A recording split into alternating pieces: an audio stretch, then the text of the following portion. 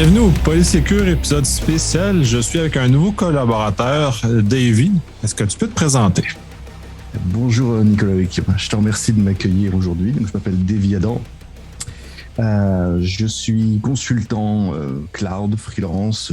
Je vis à Paris, du côté de Paris en France. Et je fais du cloud depuis maintenant un peu plus de 7 ans. Je suis formateur certifié AWS, mentor, c'est-à-dire formateur de formateurs ou éleveur de formateurs si tu préfères. Et j'accompagne aussi beaucoup de clients dans des programmes de mise en place du cloud, alors principalement AWS, mais il y a beaucoup de choses qu'on voit dans le cloud qui est transversal. J'ai fait 10 ans de virtualisation sur VMware avant. Et j'ai commencé ma vie dans le cinéma et le jeu vidéo, ce qui n'avait pas grand-chose à voir. Voilà. C'est très intéressant et très hétéroclite. C'est parfait parce que de toute façon, dans ces univers-là, on est finalement un peu des transfuges de d'autres choses qui nous donnent une couleur très intéressante. On a décidé d'aborder comme premier épisode les croyances en info nuagique. Puis je trouve ça très pertinent parce que dans mon quotidien, ça m'arrive régulièrement d'avoir des clients qui nous amènent des compréhensions inexactes de comment fonctionne l'info nuagique. AWS, Azure, peu importe la mouture qu'on préfère. Donc, j'aimerais ça que tu commences à aborder parce que toi aussi, j'ai l'impression que ça fait partie de ton quotidien de vivre ce genre de situation-là. Alors totalement, et ça a encore plus de sens étant formateur, c'est-à-dire que j'accueille des gens qui sont là pour apprendre, pour découvrir, dans un parcours personnel qui les amène à côtoyer l'aventure du cloud. Je pense que j'apprends rien de neuf à tes auditeurs quand je dis que le cloud est à la mode, que tout le monde va en faire aujourd'hui. Ça fait partie de l'info nuagique, des sujets qui sont au cœur de toutes les aventures, que ce soit les entreprises qui naissent, qui ont l'opportunité de directement migrer dès le début dedans, que ce soit les grosses entreprises ou même l'État. J'accompagne tout type de population et effectivement, étant formateur, je suis confronté aux gens qui arrivent avec leur propre compréhension, leurs incompréhensions et leurs croyances et je les côtoie donc tous les jours et je vois que certaines de ces croyances, évidemment, ont plus ou moins du mal à tenir sur la longueur, et tant mieux. Et puis il y en a d'autres qui tiennent beaucoup et qui peuvent porter beaucoup de préjudice au projet et qui sont parfois, qui donnent lieu à des échecs complets, voire des clients qui carrément arrêtent leur aventure. Et il m'a été amené de croiser des clients qui ont carrément totalement cessé un projet entièrement parce qu'ils se sont aperçus qu'ils comprenaient rien finalement à ce qu'était le cloud, ce qu'était l'opportunité du cloud et ce que ça leur apportait.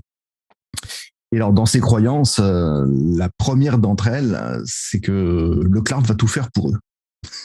Alors, j'entends, c'est très confortable, ça donne envie, ça fait un peu presque magique. Et si on regarde un peu les communications d'Amazon, de Microsoft, de Google, j'avoue que pour un public novice, ça fait rêver. Et ça donnerait presque cette sensation, si on regardait pas le détail des mots qui étaient utilisés, qu'on a effectivement un truc qui nous promet d'être élastique, hautement disponible, sécurisé, résilient et qui va mettre tous nos employés à la rue.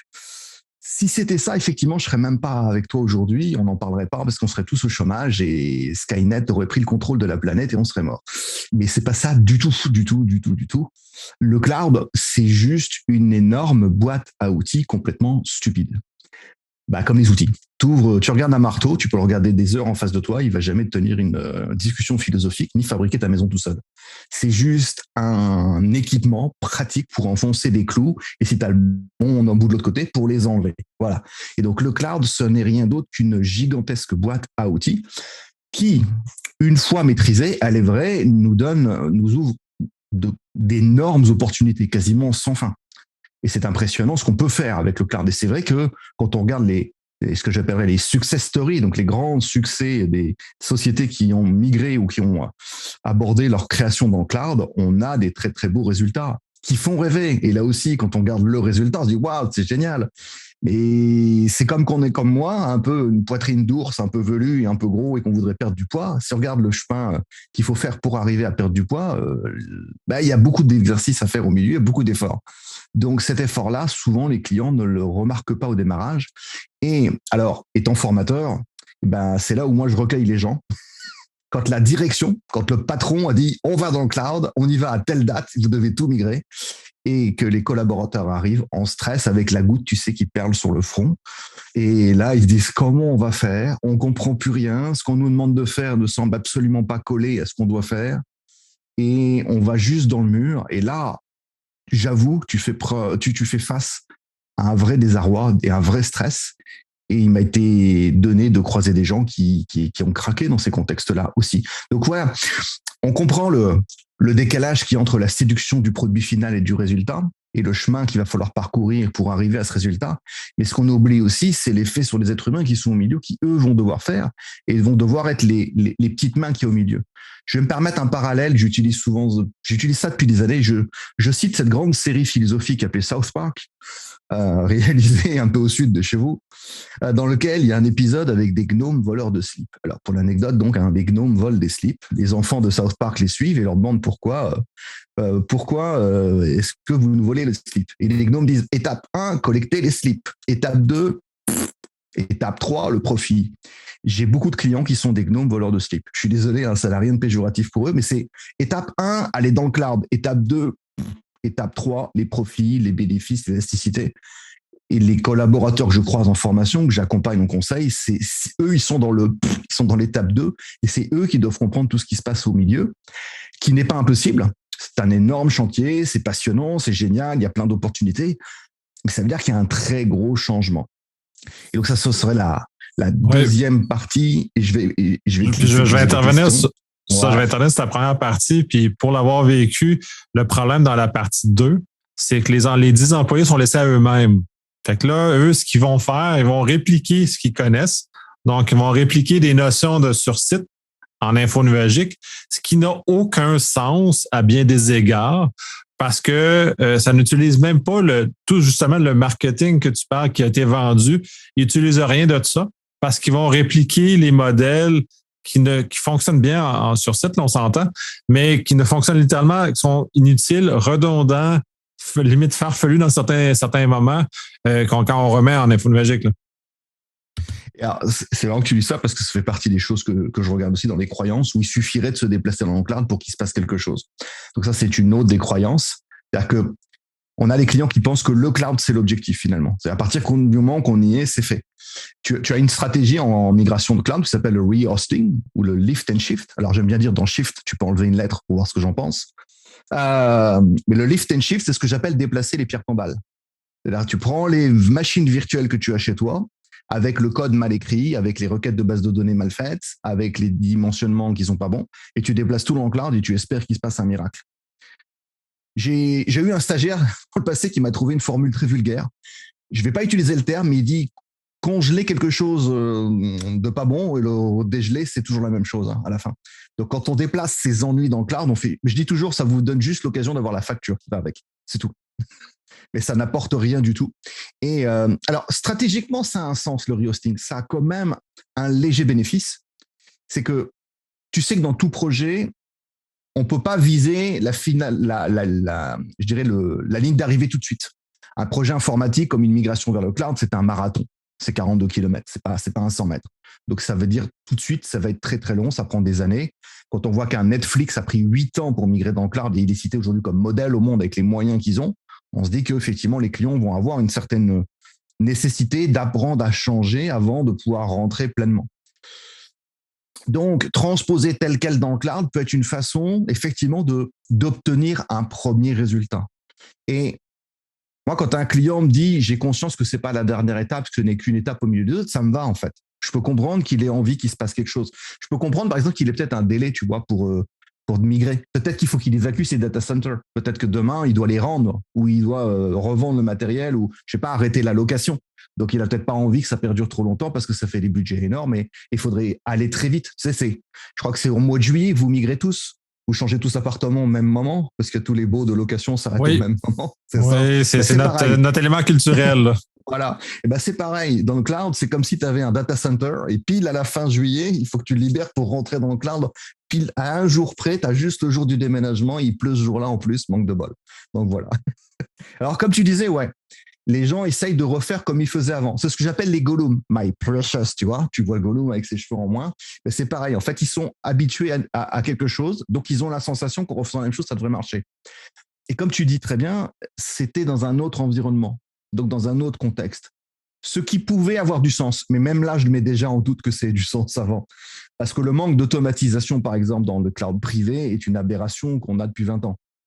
On pouvait automatiser, on n'a juste pas souhaité pour des raisons stratégiques, qui pourraient prendre des heures à expliquer, mais qui culturellement s'installent, s'inscrivent.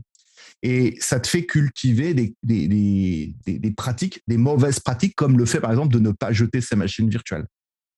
Moi, j'ai fait du VMware pendant plus de 10 ans et on est en 2022, je suis encore obligé d'expliquer à des clients qu'on peut jeter ces machines virtuelles. On dit, ah non, surtout pas, c'est important. J'ai même quelqu'un une fois qui m'a dit, mais pourquoi tu veux tuer mes machines? Ça a fait rigoler ses collègues avant que la personne mette 10 minutes à comprendre qu'elle avait dit mais, comme si c'était ses machines à elle, ses petits, comme si c'était ses enfants, quoi. Non, c'est des VM, c'est jetable. C'est juste le support d'une application, d'un service pour nous. Que ce soit dans celle-ci ou celle d'à côté ou une autre, ça change rien. Ce qui compte, c'est l'application, c'est le résultat de l'application, c'est la donnée qui est traitée, mais pas la machine en elle-même. Donc oui, ça veut dire, comme tu mets en lumière, que quand on va dans le cloud, il faut aussi changer de mode de vie. Je compare tout ça tu es propriétaire de ta cabane dans les bois, tu fréquentes les ours, tu aimes bien te balader tout nu dans la nature, et d'un seul coup, tu vas aller vivre dans un hôtel 4 étoiles. Bah évidemment que tu peux plus te balader tout nu dans les couloirs avec des ours. Ça marche beaucoup moins bien. Parce que c'est plus du tout le même mode de fonctionnement, c'est plus du tout la même pratique. Et qui plus est, tu n'es pas propriétaire d'une partie de l'infrastructure. Et donc ça change aussi beaucoup de choses. Et on a beaucoup de clients qui ont du mal et en fait, ils viennent chercher l'aspect marketing de dire « Ah, on n'a plus de data center à gérer », mais ils n'arrêtent pas de t'en reparler pendant des mois après parce qu'ils aimeraient bien quand même continuer à gérer les data centers. C'est comme si tu allais à l'hôtel, mais tu voulais faire ta lessive toi-même. Je fais, non, ça fait partie du boulot de l'hôtel, ça fait partie du service. Et on a beaucoup de clients qui ont du mal. Et ce que je mettrai en lumière ici, finalement, c'est quelque chose qui n'est pas neuf du tout, qui n'a rien à voir avec le cloud, c'est la difficulté de gérer le changement. Alors, il y a un bouquin génial qui m'a ouvert les yeux, que j'ai fait lire à tout le monde, qui m'a fait gagner des projets, qui s'appelle « Who Moved My Cheese ?» qui m'a piqué mon fromage, qui est génial pour ça, je le conseille toujours. C'est un tout petit bouquin, mais qui permet de comprendre justement les résistances au changement, l'état d'esprit des gens. Et dans le cloud, j'avoue que moi, tous mes cours, j'en parle. À tous les cours, tous les conseils, j'en fais. Je garde en tête que j'ai des êtres humains qui sont en train de changer de culture, de pratique. Il y en a pour qui ça va être un enthousiasme tout de suite d'aller faire quelque chose de neuf. Ils vont adorer ça, super, on peut leur ouvrir plein de portes. Et ils vont être moteurs de changement. Et puis, il y en a d'autres qui ont un peu plus peur. La peur, ça s'accueille. C'est pas grave en soi, ça arrive, on la récupère, on l'adresse, on dit, OK, elle est là. Qu'est-ce qu'elle dit de moi? Qu'est-ce qui se passe? Et puis, au bout d'un moment, on s'aperçoit que ça va aller, que c'est pas grave. Que comme dans tous les domaines, il y a un moment donné, avant d'être un expert, on a été un débutant, on a appris à faire quelque chose qu'on ne savait pas faire, mais ça va être la même chose ici. Alors, ce qui peut faire effectivement peur, c'est comme on disait, c'est que la décision d'aller dans le cloud a pu être faite par quelqu'un qui n'a pas réalisé le voyage et que le challenge semble être assez important, assez grand et donc effrayant. Et oui, ça fait peur, mais ça se fait très bien. Ce qui manquera après, c'est la croyance qu'il suffit que le boss est décidé, que les équipes techniques soient formées, donc tu me les envoies, boum, ils sont certifiés, mais tu oublies les managers au milieu. Comme si ça pouvait se faire sans le management qui est au milieu. Et ça, c'est dramatique parce qu'en fait, comme tu disais, eux, c'est plus les techniciens, c'est plus les gens qui opèrent, qui vont devoir faire à l'ancienne. C'est leur management qui va essayer de les forcer à faire comme avant. Et donc là, ça devient carrément schizophrène. C'est-à-dire que tu as ouvert la boîte de Pandore, tu leur as dit, oh, on pouvait faire des machines, on pouvait faire des conteneurs en quelques secondes, on pouvait changer l'application 25 fois par jour. Et le manager te dit, on ne touche surtout pas à l'application, pas plus d'une fois par mois. Je fais, quel est l'intérêt? Et donc, on voit aussi qu'il y a une difficulté à aligner finalement le fait d'aller dans le cloud et c'est quoi le vrai objectif, la vraie vision de l'entreprise qui décide d'aller dans le cloud. Qu'est-ce qu'on vient y chercher dans cette boîte à outils? On l'a dit, le cloud en lui-même, c'est pas la destination. Donc, c'est-à-dire ça doit nous amener quelque chose qu'on n'avait pas avant, ou ça doit potentiellement résoudre des problèmes qu'on avait et dont on ne veut plus. Et donc là, effectivement, si on commence à orienter la vision sur ce sujet-là et qu'on se pose ces questions de problèmes à régler, on s'aperçoit que ça devient un peu plus clair et ça aide à avancer. Tu parles de rénover, de changer d'application, mais là, on est en CI/CD, là, on est dans un contexte de réintégration continue qui est très développement par ailleurs. Quand on confronte les gens en infrastructure, justement, c'est eux qui gèrent les serveurs, les VM, ces éléments-là, eux sont en état de panique. Là, tu parlais justement de détruire les VM, mais en CI/CD, c'est on détruit le pod ou on détruit le Docker, le conteneur, à plusieurs fois par jour. Et on s'en fout parce qu'il n'y a pas de persistance de cette notion-là de traitement, parce que là, le traitement est détruit régulièrement pour laisser place à quelque chose de mieux, comme des cellules finalement. Comme tu dis, les gens de l'infra ont cette habitude parce que leur métier, c'était de faire de l'infrastructure. Sauf que là, dans le cloud, on a des services qui nous amènent à la structure déjà toute préfaite. Et ce qui est encore plus, comment dirais-je, effrayant pour eux, c'est que toi, tu parles de pod, de conteneur, mais il y a des moments où on n'a même plus cette notion-là. On est en serverless complet. Alors là, c'est la panique. Là, c'est l'effondrement. Où sont mes machines? Il n'y en a plus du tout. Comment ça? Mais je vais faire quoi? Ça, c'est la grande question. Je vais faire quoi? Comment je m'adapte à ça? Moi-même, je viens de l'infra. Donc, la première fois que j'ai été suivi des cours Amazon, je t'avoue que effectivement, ouais, je me suis dit, OK, je vois qu'il y a plein de trucs que je dois connaître, que je ne connais pas encore. Et je suis venu aussi avec beaucoup de questions d'infra. Et au bout d'un moment, en fait, le premier jour, je crois que j'ai été le pire stagiaire possible avec le formateur. Je n'arrêtais pas de lui poser des questions.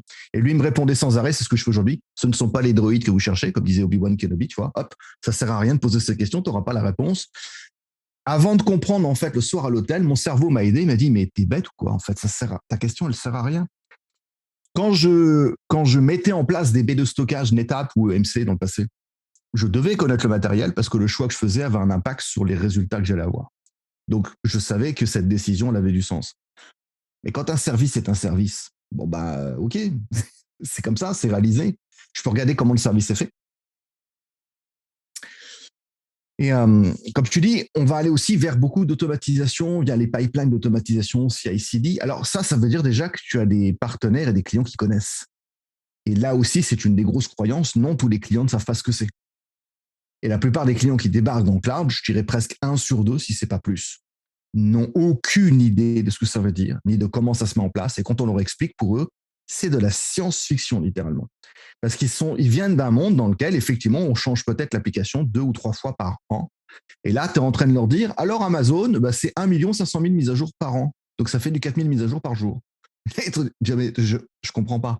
Je comprends pas ce que tu me dis, en fait. Je comprends même pas le concept. Le cerveau s'arrête net. Je leur dis, c'est comparable, en fait, à démarquer. C'est comme si tu redémarrais, tu t'allais voir, tu retournais au Moyen-Âge avec ton téléphone portable. Et tu montes ton téléphone portable à des gens du Moyen-Âge. Je leur dis, je peux faire ça, je peux faire ça. Tu finis au bûcher le jour même. Parce qu'en fait, ce que tu leur proposes, ça n'a rien à voir avec ce qu'ils vivent. Et donc, c'est inapplicable. Ça, c'est un truc aussi que j'ai appris pendant mes années de formation en former des clients. C'est accepter qu'effectivement, ce qu'on a à leur proposer comme opportunité, en fait, ils sont peut-être absolument pas capables aujourd'hui de recevoir ce message. Ce qui n'est pas grave. Ça se travaille, ça s'apprend. Mais il se peut que tu leur parles d'un sujet, ils vont te dire waouh, puis au bout de 30 minutes, ils vont te dire bon, est-ce qu'on peut parler des choses sérieuses parce que ça, chez moi, je peux rien en faire. Et donc, on a ce décalage effectivement entre ce qu'on doit faire du cloud, ce qu'on peut en faire. Et comme tu me dis, on a l'habitude, on essaye de reproduire ce qu'on a déjà connu. Je te parlais tout à l'heure en introduction d'un client moi, qui a tout arrêté. C'est ça, en fait. C'est un vrai case client où j'ai accompagné en fait un de mes clients chez son client. Voilà, alors attention, relation triangulaire. Donc, on est deux face à son client. J'accompagne mon client en tant qu'expert, qui est une banque en ligne française dont je tairai le nom. Et pas mon partenaire, le client qui est en face. Et ce client commence à nous parler de son architecture et il dit je veux faire ça et ça. Et à chaque fois qu'il y a un sujet qui me chagrine, je lui dis mais vous avez pensé à cet aspect-là? Il me dit mais ça c'est Amazon qui le fait. Et ça il me dit ça c'est Amazon qui le fait. Et au bout d'un quart d'heure j'ai arrêté la discussion, je lui dis je suis désolé de ce prix brutal mais vous avez rien compris du tout au cloud. Et ce que ça a mis en lumière, alors pour l'anecdote, au bout d'un mois, il a carrément arrêté son projet intégralement. Et à dernière nouvelle, il n'avait pas migré du tout. En fait, il voulait reproduire à l'identique toute son architecture sans rien changer. Et en pensant que tout pouvait être faisable. Alors, je comprends que c'était plus agréable pour lui de regarder le détail. Mais surtout, ce que ça a mis en lumière, c'est ce qu'on appelle, alors chez Amazon, et ça existe chez les autres, la shared responsibility. Le fait que quand vous allez à l'hôtel, les murs de l'hôtel, le sol et le plafond sont déjà là pour vous. Et vous avez tendance à leur faire confiance. Pourquoi? Parce qu'en fait, l'hôtel a déjà fait le travail, il a des certifications, il a pris des engagements pour vous. Vous n'avez pas trop de soucis à mettre en doute la qualité, je dirais, du bâtiment. Sinon, on n'allait pas dans cet hôtel. C'est-à-dire que c'est comprendre qu'en fait, quand on va dans le cloud, on n'est plus propriétaire de certaines couches et qu'on est juste locataire, consommateur de services, et que ça veut dire qu'il y a certaines couches qu'on n'a plus à faire. C'est très bien, et qu'Amazon ou Amazon ou Google va nous donner des informations dessus. Mais il y a aussi des couches où on a toujours quelque chose à faire. Et ça, c'est un sujet qui est très difficile à aborder pour beaucoup de clients. C'est cette fameuse limite entre qu'est-ce que eux ils font qu'est-ce qu'Amazon, qu'est-ce que le fournisseur de cloud fait, et qu'est-ce que moi j'ai encore à faire. Et il m'arrive régulièrement de corriger des clients sur cette approche. Alors le plus drôle, évidemment, quand tu vas chez un Amazon que tu as 240 services, c'est que cette limite d'un service à l'autre n'est pas la même. Et donc il faut arriver à faire connaissance avec chacun des outils pour trouver quelle est cette limite. Qu'est-ce que signifie l'engagement, par exemple, de disponibilité d'un service de la part d'Amazon ou d'Azure, et qu'est-ce que je peux en comprendre et comment moi je peux compléter cette partie-là. Qui plus est, c'est pas parce que je suis dans le cloud que j'ai de toute façon plus rien à faire dans l'absolu. Sinon, là encore, on disait ce serait Terminator, on n'a plus besoin de nous, on arrête tout de suite. Je vois même pas quel serait l'intérêt pour nous d'y aller, quoi. Donc non, on voit bien qu'il y a un gros décalage entre ce que on aimerait que le cloud fasse pour nous et ce que le cloud fait réellement. Et je te dirais que c'est tout simplement assez naturel. L'être humain a tendance à vouloir se déresponsabiliser parce que les responsabilités, c'est embêtant et ça fait peur. Et tout être adulte te le dira. À aucun moment, quand j'étais enfant, il y a un adulte qui m'a dit, tu vas voir, être adulte, ça fait peur et c'est assez embêtant. Et donc, c'est la même chose dans le travail. On dit la même chose. On arrive, on dit, bon, ouais, qu'il faut qu'on fasse ça. Mais alors, attends, tu veux que je migre tout? En même temps, ma production ne peut pas s'arrêter et il faut que j'apprenne à changer en même temps. J'avoue que même moi, quand je le dis aujourd'hui, j'ai encore des frissons dans le dos. C'est génial, j'adore vivre ces projets-là, mais je comprends vraiment qu'il y a des enjeux beaucoup plus gros que juste déplacer des VM et des bases de données. Oui, puis tu mentionnais justement puis le problème du middle management qui est pris entre deux, au sens où tu as la haute gestion qui a une vision puis qui veulent agir justement en infologique, puis on le voit, puis de toute façon, c'est universel. Là. Je sais pas, il y a personne qui a la propriété de cette façon de faire-là. Et ensuite, tu as l'employé qui ne fait pas, puis le middle management fait juste être le relais de l'absurdité de la commande qui arrive d'en haut, qui arrive de la haute gestion, qui n'a aucune attache avec le réel et qui espèrent ou ont été dîner avec, là, je me ferai pas une sorte des amis, ils ont été dîner avec des représentants d'un des grands fournisseurs, puis qui lui ont parlé en des termes très hauts, justement très marketing, sur la magie ou l'info magique, à quel point on arrive dans cet univers-là et tout s'est fait pour nous autres. Puis là, on est encore coincé à travers ça. Là. Il y a un gros travail de clarification de l'objectif, vraiment, de l'entreprise. Quand tu vas dans le cloud, qu'est-ce que tu viens chercher? Le cloud en lui-même n'est absolument pas l'objectif. C'est vraiment juste un outil en plus qui nous aide, certes, mais c'est juste un outil. Donc, il faut qu'on ait vraiment quelque chose à atteindre et il faut qu'on donne les moyens à nos équipes, moyens techniques, moyens en termes de temps, moyens en termes d'organisation de s'y retrouver. Alors, figure-toi qu'il n'y a pas si longtemps que ça, j'ai commencé à travailler avec le gouvernement du Canada sur un programme qui s'appelle AWS Secure Environment Accelerator. Donc, ASEA, c'est un programme où le gouvernement du Canada a fait ce travail formidable d'aller, passe-moi l'expression, je vais être un peu vulgaire, mais botter le cul d'Amazon en leur disant, nous, on veut bien vous amener nos instances gouvernementales, mais il y a une partie que vous ne faites pas, en fait. Vous dites à tout le monde que le cloud c'est génial, mais il y a une partie d'accompagnement que vous ne faites pas aujourd'hui. Vous le faites à des sociétés tierces. Et nous, vous vous rendez bien compte que nos instances gouvernementales ne peuvent pas s'arrêter de travailler pendant 6 mois, le temps de migrer et de réapprendre. Donc, il faut nous aider sur votre savoir-faire, ce qui n'existait pas avant. Avant, tu avais la documentation, tu avais les formations, il fallait que les équipes se débrouillent à comprendre comment on crée en fait un socle stable, conforme et standard pour ensuite approcher nos projets et, comme tu disais, partir sur des architectures avec de l'automatisation forte, comme des pipelines d'automatisation. Si tes équipes ne maîtrisent pas déjà le sujet, c'est déjà énorme comme changement, c'est beaucoup trop. Et tout ça en respectant les lois du pays. Et ça, c'est un truc que toute entreprise fait. J'ai la même chose avec mes clients français. Il n'y a pas un client qui va dire « je vais être dans le cloud en prenant le risque de ne pas avoir de données chiffrées, de ne pas pouvoir faire mes audits ». C'est impensable. Donc, ça veut dire qu'à côté de ça, il faut pouvoir avoir la sécurité que on puisse poser les fondations propres de nos maisons dans le cloud, tout en étant capable ensuite d'inventer une vie à l'intérieur des pièces de ce cloud, avec des nouvelles applications, des nouvelles formes de déploiement, mais tout en s'assurant qu'on respecte les normes. C'est impensable. Et je salue le gouvernement du Canada qui a fait cet effort d'aller dire, bon, bah, soit vous nous accompagnez, soit il n'y a pas, quoi. Et ils ont eu raison. Et aujourd'hui, hélas, et j'ai connu ça moi très longtemps, je salue cet exemple-là parce que ça fait des années qu'on l'attendait. Et je sais qu'Azure est en train de suivre le pas, et tant mieux, ça fait un bon précédent. Ça les oblige à nous accompagner en cette partie-là. Il faut garder en tête, et c'est pas une critique ce que je vais dire, mais c'est une réalité, que pour un fournisseur d'infos nuagiques, l'objectif premier, c'est que vous passiez une facture chez eux. Il n'y a pas de jugement de valeur dans ce que je suis en train de dire. L'objectif de Jeff Bezos, pour citer un autre podcasteur canadien connu, qui a utilisé ce terme il n'y a pas longtemps, c'est de faire de l'argent. Et Jeff, il aime l'argent, ok, pas de problème. C'est son droit, pareil, pas de jugement. Donc, leur objectif, moi, ce que je vois dans les stratégies, le lift and shift, c'est ça, hein, c'est aller le plus vite possible à mettre des machines virtuelles dans le cloud. Après, vous allez voir, il y a des compagnies pour vous aider, vous vous ferez former, ça ira. Ouais, pendant ce temps-là, tu as une première facture qui tombe. Et cette facture, quand elle tombe, elle fait mal. Donc, ça aussi, ça fait partie des erreurs ou croyances que la facture dans le cloud n'est pas importante. C'est probablement le facteur le plus important. Et il faut le regarder dès le départ. Et on peut faire bien dès le départ. Oui, c'est un élément très important parce que le lift and shift, c'est tout le problème, c'est que la facturation, elle est monstrueuse. Les gens ne savent.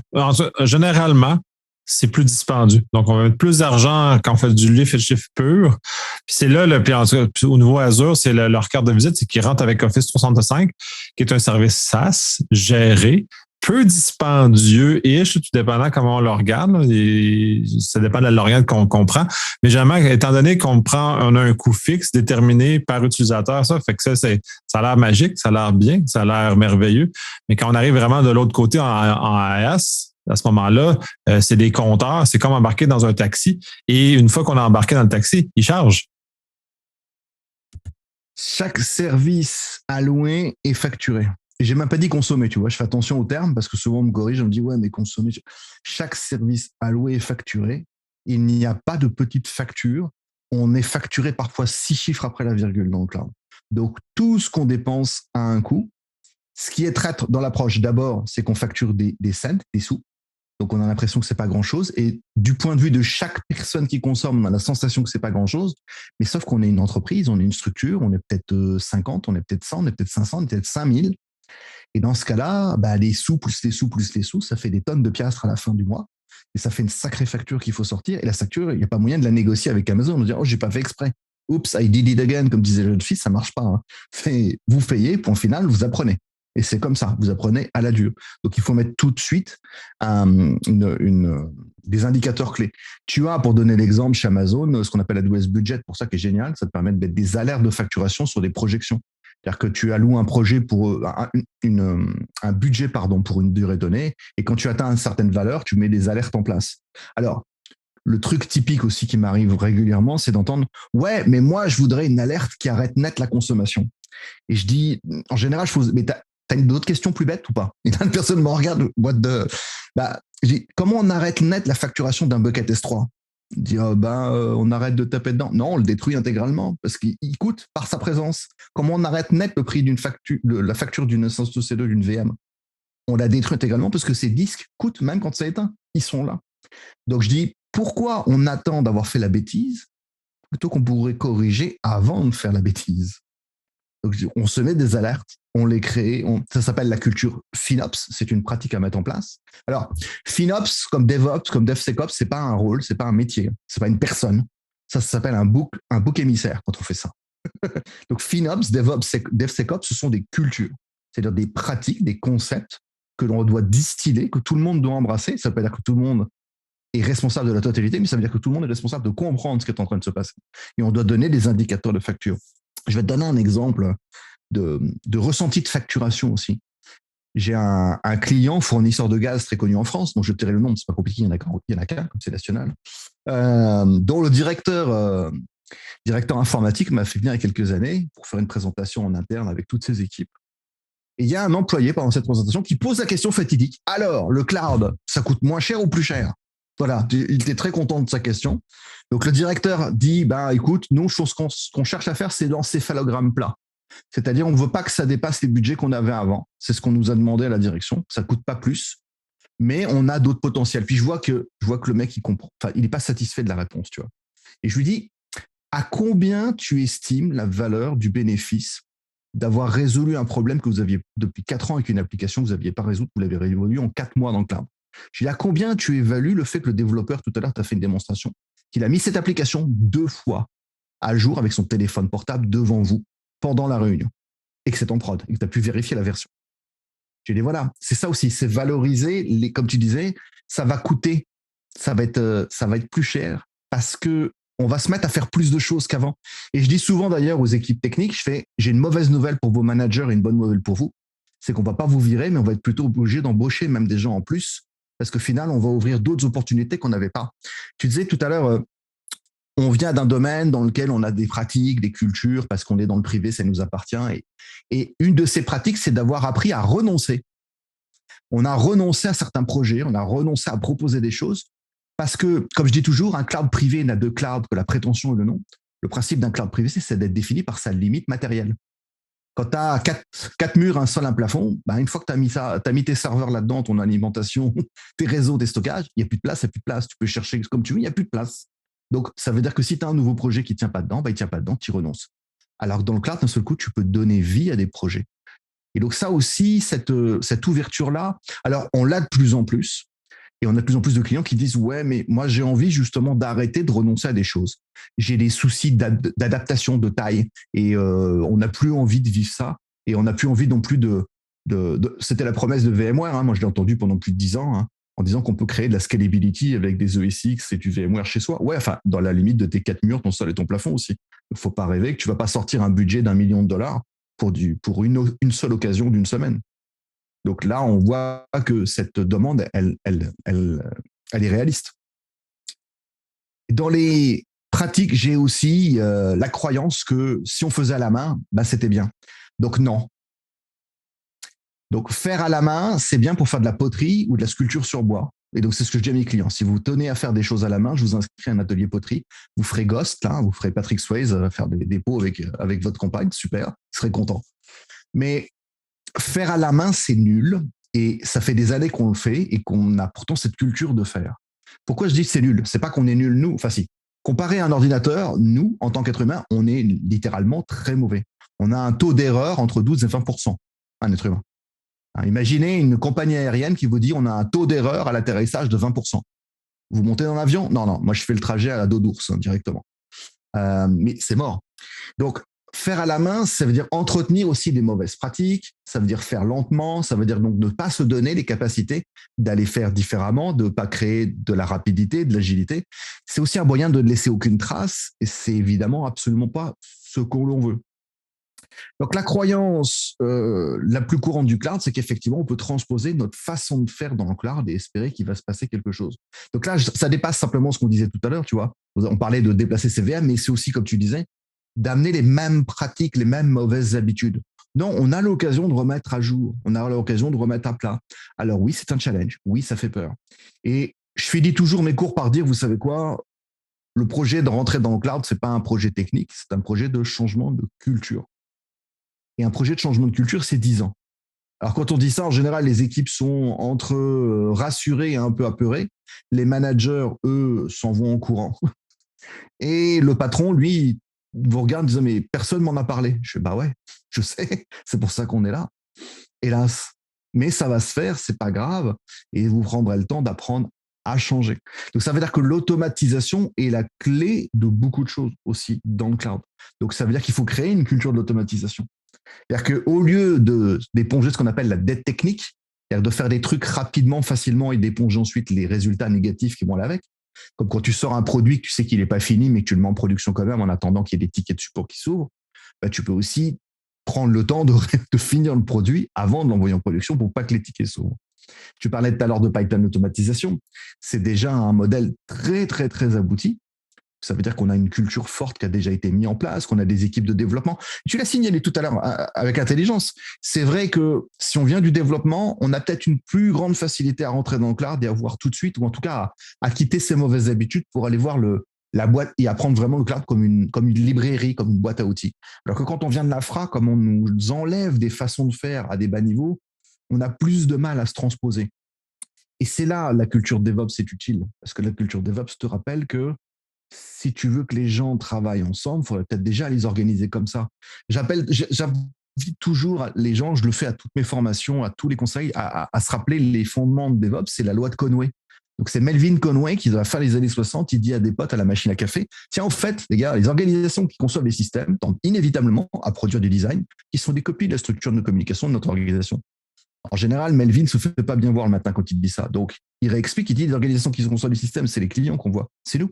les architectes, les développeurs, les lead dev, tout ça, les product owners, eh bien, on aura une tendance à recopier notre structure d'organisation de communication. En d'autres termes, si tu as trop d'équipes séparées, et c'est le mode siloté que l'on a historiquement des modes du on-premises, du cloud privé, on est très organisé par silos, séparés par rôle, eh bien, si tu mets à travailler des équipes qui sont organisées par silos dans un même projet, tu finiras avec autant de produits que tu as d'équipes.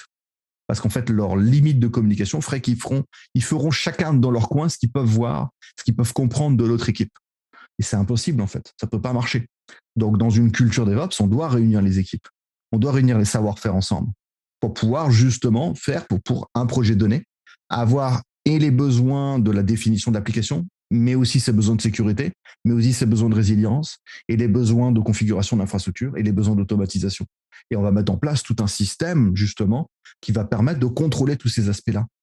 On le voit d'ailleurs souvent en sécurité, les gens de la sécurité arrivent parfois, même souvent, après les autres, et eux, ils sont en panique, ils disent « Attends, les mecs, ils sont en train de nous sortir 20 nouvelles versions d'appli par jour. Moi, quand je les teste à la main, et là, je dis « Hop, stop, je t'arrête tout de suite. Si tu veux faire des trucs à la main, tu sais où tu vas. » Donc non, ça veut dire qu'il faut embrasser l'automatisation à tous les niveaux. Et d'ailleurs, j'ai souvent, t'achètes pas une voiture s'il n'y a pas les freins, le pare-choc et la ceinture de sécurité. Tu vas mal avoir ça en option à les acheter un an après. Ça n'a pas de sens, ça fait partie tout de suite des définitions. Donc la partie sécurité, résilience, facturation, tout ça, ça doit être pris en compte dès le départ. Et c'est là où on comprend que si la croyance d'origine, c'est-à-dire que le management croit que aller dans le cloud, c'est comme ça, et que ça ne signifie pas d'embrasser ça avec une vision globale, avec un vrai objectif et une compréhension, et que cette culture doit redescendre sur toutes les couches, on s'aperçoit que ça marche pas. Ça marche pas avec, dans le meilleur des cas, ça marche moyennement, ça met du temps, ça fait souffrir les équipes. Et dans le pire des cas, c'est des projets qui s'arrêtent ou, pour l'avoir vécu, des équipes entières qui démissionnent en 6 mois. Alors oui, il y a aussi un petit facteur à prendre en compte que les managers ont oublié, c'est que quand leurs équipes se forment sur ces domaines-là, comme c'est le domaine à la mode, ils se font tous débaucher, ils partent ailleurs avec des très gros salaires. Donc là, ça veut dire aussi qu'il faut que le management prenne conscience que on ouvre le potentiel, on va les faire joujou avec des trucs très sympathiques, ça met l'eau à la bouche. Quand on voit les collègues se former, ils sont ravis, ils passent des certifications, ils sont encore plus ravis. Et quand ils arrivent dans leur projet, que leur projet n'avance pas parce que le manager a rien compris, que lui, il est toujours resté au même point depuis 6 mois ou 1 an, ils disent, tu sais quoi, je vais aller voir un autre manager dans une autre équipe.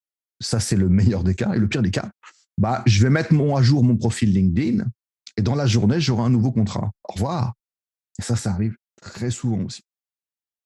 Oui, c'est assez brutal, ce genre de choses-là, énormément. Puis de toute façon, plus ça s'accélère, je ne sais pas au niveau français, mais au niveau nord-américain, le mouvement de démission massive qui est mentionné en TI, c'est fou, la rareté, l'accélération, parce que c'est ça que les gens, et tu le mentionnes très justement, le fait que les gens ont peur qu'ils vont perdre leur emploi. Non, les emplois se multiplient avec l'info numérique, ne se réduisent pas.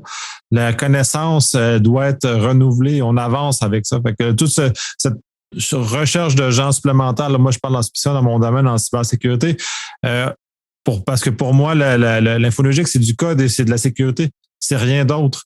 Donc, à ce moment-là, si on a l'appui code, ce que les gens d'infra ont plus de difficultés à faire le passage, et la sécurité de l'autre côté, on est bon. Puis et pour moi, là, l'avenir, c'est justement d'amener le changement entre les deux. Là, je vais un peu conclure l'épisode parce que là, on a un peu été très long. Fait que clairement, on va en faire plus qu'un sur ce sujet-là parce que il est super intéressant. Puis on ne veut pas vous endormir sur un seul gros épisode. Là. Mais très bien. Puis je te laisse terminer.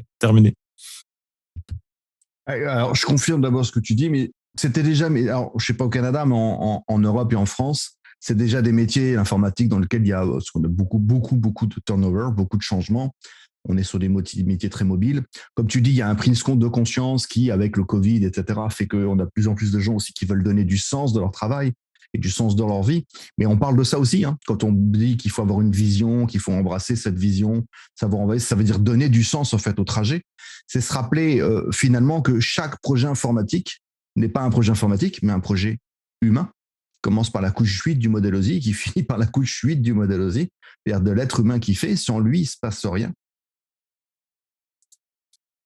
Absolument. Puis de toute façon, puis moi, je donne l'équivalent en cyber. On ne fait pas de la cyber pour faire de la cyber. On fait de la cyber parce qu'il y a un besoin, parce que le client a des inquiétudes. On est là pour calmer les inquiétudes.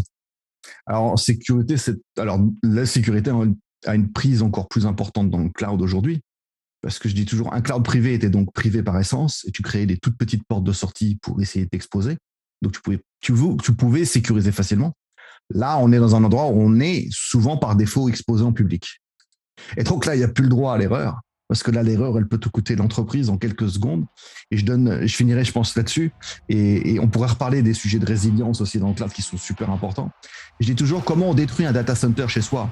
On peut dire à Vladimir Poutine, par exemple, qu'il y a des Ukrainiens dedans. Voilà, ça marche bien, gros missile, c'est fait. Comment on décrit un data center dans le cloud public ? Juste trop de permissions. Et c'est suffisant pour détruire l'intégralité de l'entreprise. Et donc là, on voit que ces enjeux, pour le coup, nécessitent qu'on fasse les choses bien à tous les niveaux. Et que ce soit la surveillance de la facturation, que ce soit l'automatisation, que ce soit la standardisation et la sécurité. Mais je serais ravi, effectivement, de revenir pour parler de tous ces sujets. Parfait. Merci beaucoup. À la prochaine.